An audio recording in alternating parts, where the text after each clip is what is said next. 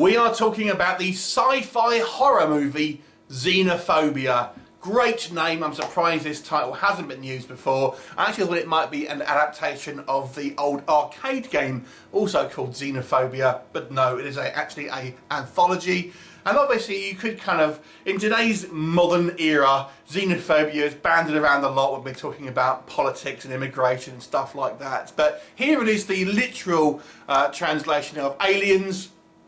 So what is the actual story here? Well, we have a group of UFO survivors, ultimately, abduction survivors, who are in this kind of group discussing their various misadventures with the group, and as the kind of they are talking, then we will get to see the adventures of said people. Now, some of them may be connected, some of them may be more directly connected than others. One interesting thing here is that despite the fact that obviously some of the aliens are clearly different, it's actually kind of worked into the plot as if it's, oh my god, there's different species of aliens.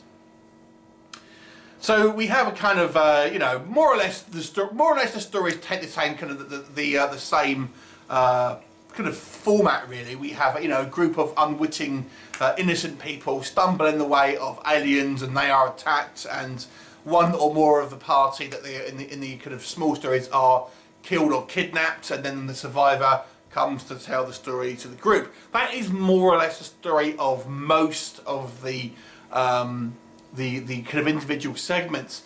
I will talk a little bit about, for me, which was the standout segment. I felt it had the most story element in it, and there's actually one where we have a kind of out in the woods in the middle of nowhere. There's kind of like a sanctuary for battered women, so they're kind of like very far away from any type of particular help, and there's all these women there that are trying to get away from abusive spouses, etc.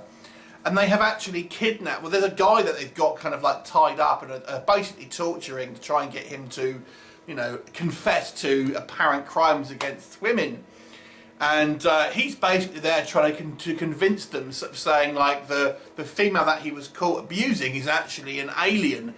And he's trying to convince these women that the woman that they've got in the other room is not actually a woman at all, but is in fact an alien. And obviously they of course don't believe him, because they are obviously banding together as kind of like, you know, battered women, etc. But it's just and there's some quite, to be fair, that's probably the most gory scene in the movie, in regards to kind of like torture that they're doing to this guy, for example. But it's actually quite an interesting sort of plot synopsis, so to speak, and gave it the kind of the most depth out of all the kind of the stories here, I felt. So that was, to me, was by far and away the kind of the strongest story. And I've got to say, I thought the acting was probably the best, and it actually has probably the best gore effects and kind of like monster effects. And let's talk about the monsters here, because this isn't kind of your kind of extraterrestrials. These things are like pure nightmare fuel, and there's kind of quite a lot of variety of gooey, toothy monsters. I mean, I'm going to say this with this film.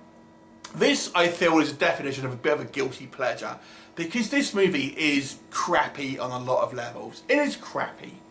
The effects here are laughably bad sometimes, but they have some real imagination behind them. They simply don't have the budget, or maybe the time, or the skill set to kind of make realistic looking kind of aliens. But what they have created, I have to say, I thoroughly enjoyed it. I thought that they were a lot of fun. I mean, this is pure B-movie schlock.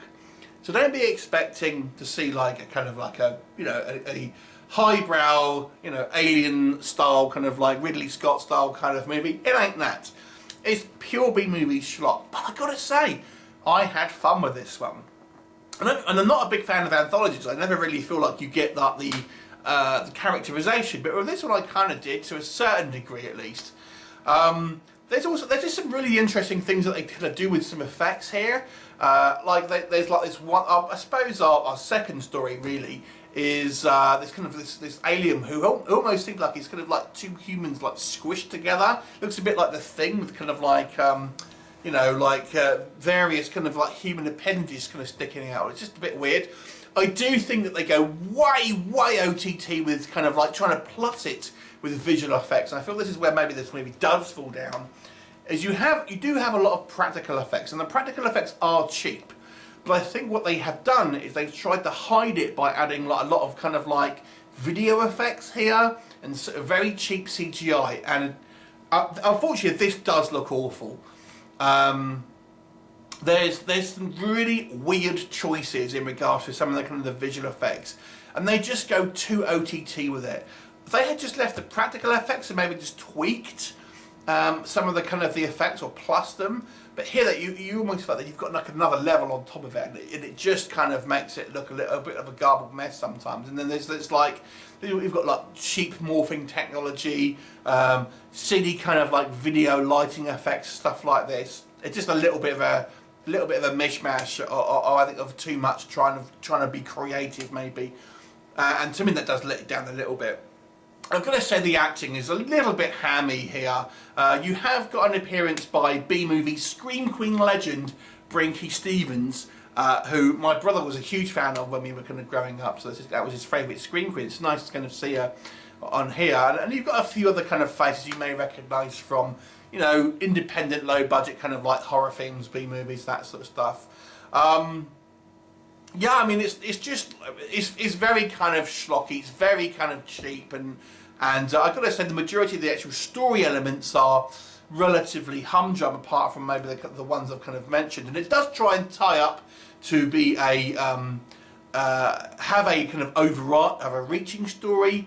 But it's basically you could have a group of like people in this meeting discussing like how aliens are trying to take over the world, and maybe it goes a little bit too far, I think, in regards to trying to kind of have some wow factor. It ends up being a little silly, but I think maybe that was intentional to a certain degree at least. Now, this has got quite a low score on IMDb, and this is by no means a quality film, but I maintain that I actually was entertained through this movie, and this does have a lot of creative imagination behind it, and to me that goes a long way. And for what it is, for a low budget schlocky B movie, I will actually recommend this one if that is your thing, and I know some of you it is. So I'm going to give it a 6 out of 10. Not a great film, but I would say for its standard of its standard of kind of budget, it's fun. So therefore, I'm going to give this one an above average mark, 6 out of 10. Have you seen it? What did you think of it? Leave me a comment, and I'll look forward to seeing you next time. Bye for now.